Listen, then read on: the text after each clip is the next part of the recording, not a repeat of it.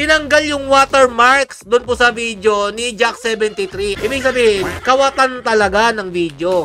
Tapos sasabihin mo, proud Pinoy ka? Piliin mo ang Pilipinas. Piliin mong mang-uto dito. Kaya hindi na po nakakapagtaka bakit nahuhuli po ni Wamos Cruz ang kiliti ng ating mga kababayang Pilipino. Mga uto-uto po kasi yung iba dyan. Ngayon, Wamos Cruz, tanong lang, mahal mo ba talaga ang ating mga kababayang Pilipino? Sino ang mas pipiliin mo? Ang Pilipinas o ang pagpopromote ng online casino?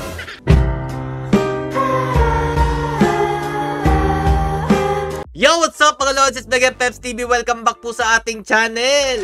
Piliin mo ang Pilipinas. Piliin mo mag-promote ng sugal. Sikat na sikat po si Wamos mga idol, no? Dito po sa trending niyang entry ng ating Piliin mo ang Pilipinas. Yun pala mga idol, yung clip pala na ginamit niya dito, yung ibang video dito, galing po sa ibang tao. At di umano, nakaw lang daw po niya ito.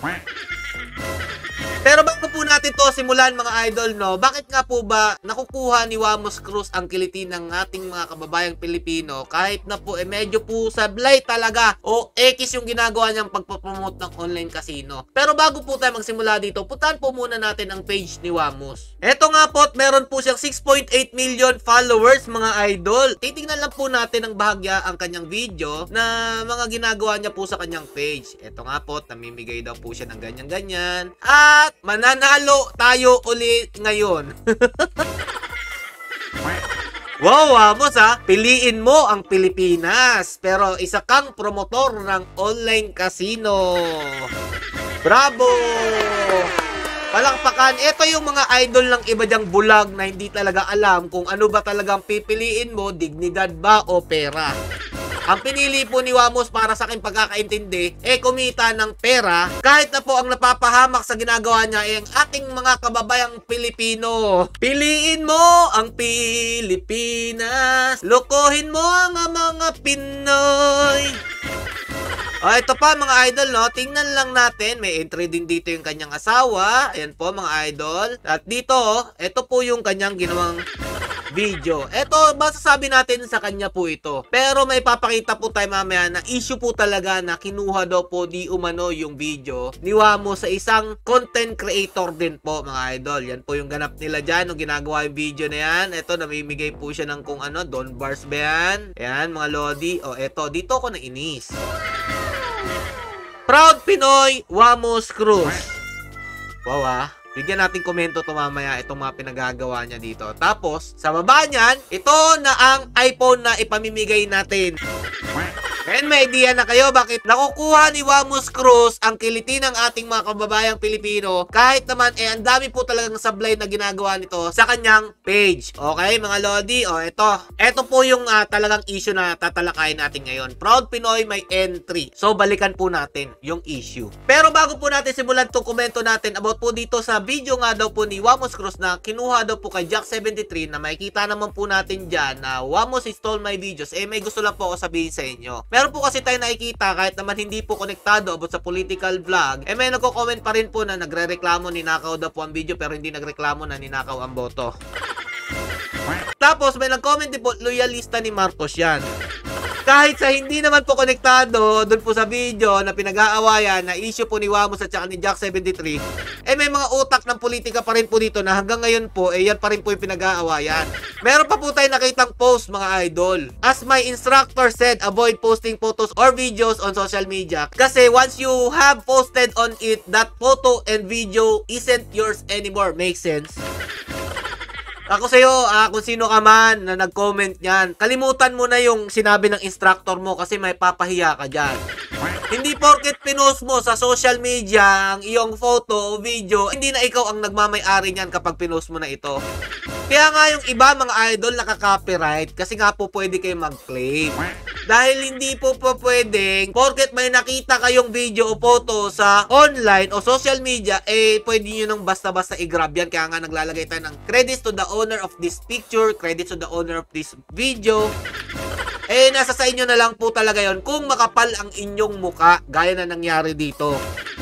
Wamos, nakaw lang daw ang video kay Jack73.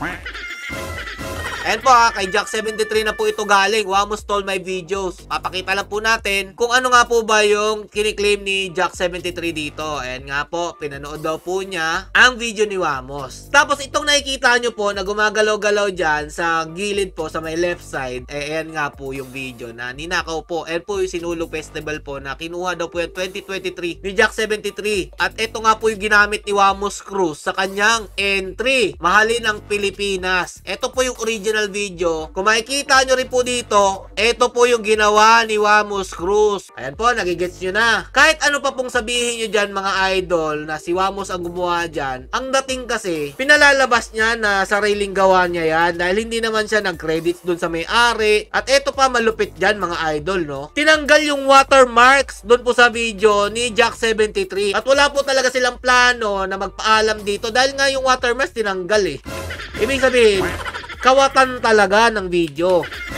O baka sabihin nyo naman, ganun din naman yung ginagawa mo, Peps TV magkaiba po kami mga idol. Kasi ako kumukuha po ko ng clips, pero ginagawan ko po ng reaction o nagre-react po ko sa isang video mga idol. Hindi ko po sinasabi na akin tong video na to. Nagbibigay po tayo ng opinion sa mga nangyayari sa social media at yung mga trends dito. So eto mga idol. Sabi pa po ni Wamos Cruz dito sa kanyang mga post 2 days ago, Proud Pinoy.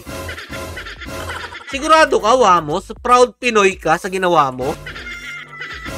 Kung sino man yung nag-edit o nagpasimula nung idea na yan, na kunin yung video galing kay Jack73, proud kayo niyan? At ito pa yung isa kong tanong dyan, Wamos pasensya na sa'yo dahil ikaw talaga dati idol kita Pero nung nagsimula ka na mag-promote ng online casino, sinira mo lahat ang pagiging idolo ko sa'yo.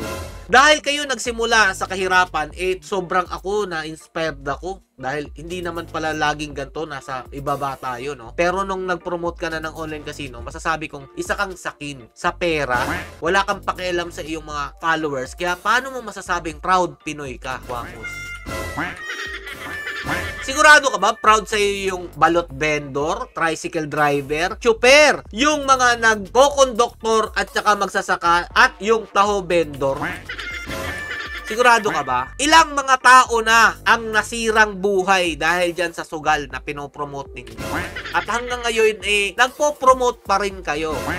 Sa tingin mo ba, wala mga balot vendor, chopper, konduktor, magsasaka, taho vendor, etc. May tricycle driver ka pa pinakita dyan na nakapanood ng video mo at naumaling sa sugal na pinopromote mo? Tapos sasabihin mo, proud Pinoy ka? O baka proud kang sirain ang buhay ng ating mga kababayang Pilipino dahil sa pagpapromote mo ng online casino?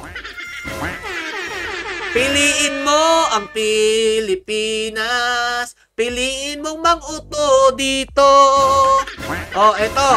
Kaya ko po nasabi sa inyo na bakit po nakukuha ni Wamos ang kiliti ng ating mga kababayang Pilipino kahit na naninira na po siya ng ibang mga buhay ng ating mga kababayan. Dahil sa pinopromote niyang online casino, biruin mo, mamimigay ng iPhone ngayon dahil nanalo daw po siya kagabi. #Wamos Cruz. Tapos sa post niya po dun sa entry niya sa piliin mo ang Pilipinas, eto rin po yung post niya mga idol nakikita nyo po yan. Sa comment section may nakalagay dyan na iPhone sa mga lucky sharer natin dyan. Doon po sa piliin mo ang Pilipinas. Kaya hindi na po nakakapagtaka bakit nahuhuli po ni Wamos Cruz ang kiliti ng ating mga kababayang Pilipino. Mga uto-uto po kasi yung iba dyan. Akala po nila, totoo po talaga na namimigay ng iPhone. Lahat po ng mga nakita kong mga naggaganyan-ganyan mga idol, ni isa wala po ako nakita na binigay o binahagi talaga yung gusto nilang iparapol, gusto nilang ipamigay sa lucky sharer. iPhone, PC, pera. Ang gusto lang po nila ma-share nyo po yung video nila, lalong-lalo na po itong mga nagpo-promote ng online casino. Meron pang iba dyan, bibigyan ko kayo ng 10K para lang sa mag-heart react. Yung heart react kasi mga idol, para sa hindi nakakaalam, yan po ang nagpaparami ng distribution. Kaya po, maraming nakakapanood ng video po nila. Ngayon, Wamos Cruz, tanong lang, mahal mo ba talaga ang ating mga kababayang Pilipino? Sino ang mas pipiliin mo? Ang Pilipinas o ang pagpopromote ng online casino? Totoo ba talaga na piliin ang Pilipinas o piliin mong mag-promote ng sugal dito sa Pilipinas dahil maraming utu-utong mga kababayan nating Pilipino? Hanggang dito lang po mga idol. Stay safe and God bless you all. Peace. Sana matauhan na po ang ating mga kababayan.